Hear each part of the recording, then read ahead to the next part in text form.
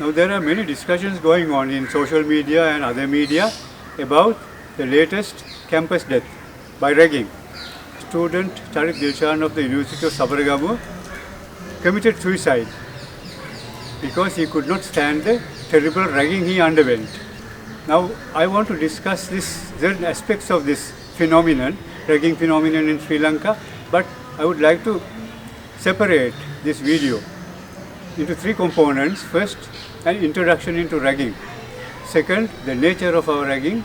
And third, what can we do about it. To start with, I will make it as brief as possible because otherwise it's going to be a very long video. To start with, ragging is a worldwide phenomenon.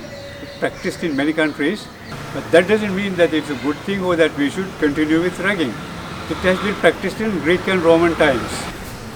It has different names in different countries and cultures. In the United States of America, it's called hazing. In England, it's called fagging. Originally, it was ragging, and which came from racking, a torture device of the ancient times.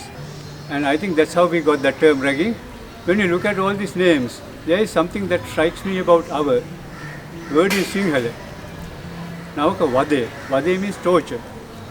Now, Wikipedia defines ragging as a form of mental or physical torture. But when you talk about hazing or fagging, you don't see that word torture. But in Sri Lanka, that word is there in Sinhala. Nawaka vade. Now, why is this? I think in our subconscious, that is now ingrained. After independence, we have had rebellions both in the north and south, and people have been subjected to torture at various times. Thousands have died because of this. That has become part of our this sort of subculture.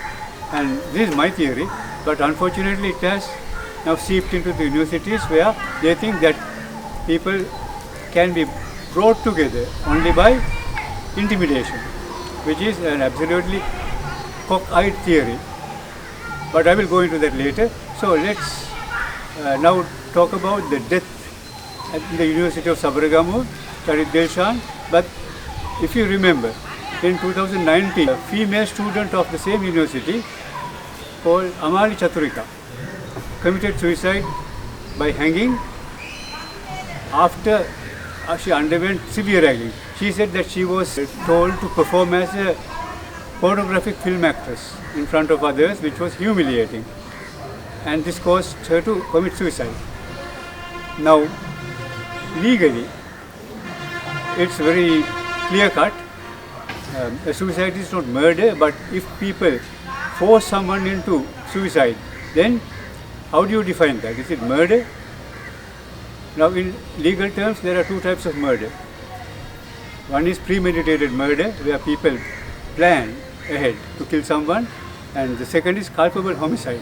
Culpable homicide is where it's kind of an accidental death due to, let's say, you have some argument with someone in the streets and the other person dies as an accident, and that is not premeditated murder because there was no intention of killing him, but it was the result of a sudden argument and he died.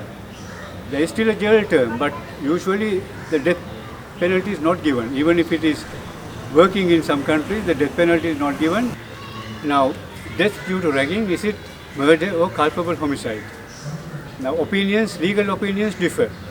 In Sri Lanka, there is one instance, the engineering student Vara Prasad, who was killed actually. Vara Prasad was forced to drink excessive amounts of liquor, and he's an athlete. He was an athlete, so he was told to do a lot of exercises and he had kidney failure as a result, and he died. So the law decided that it was murder, and his torturer, Balendran, was convicted. He was actually given a death penalty, but he escaped abroad. So that is one instance where death due to ragging legally became murder. But in other instances, it can be culpable homicide. But when it comes to suicide, that's very difficult to prove.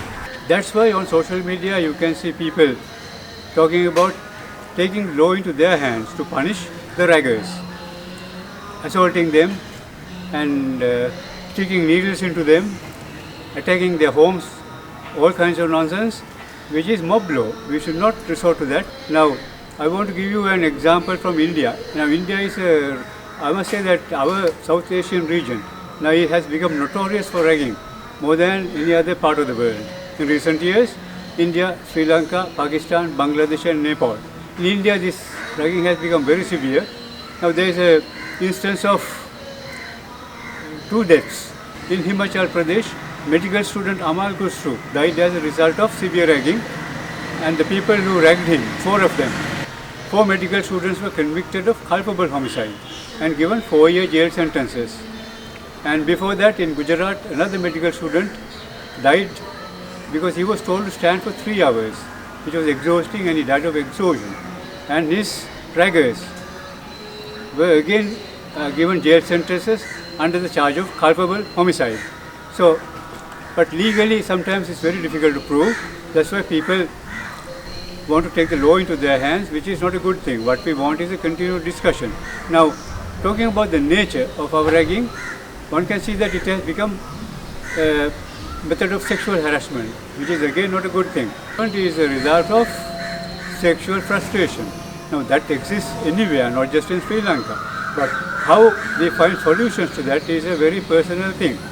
We can't find a solution to personal sexual frustration by molesting others. Even in sexually permissive societies like in the West, a degree of sexual molestation and frustration exists, but people have to find personal solutions without harming others.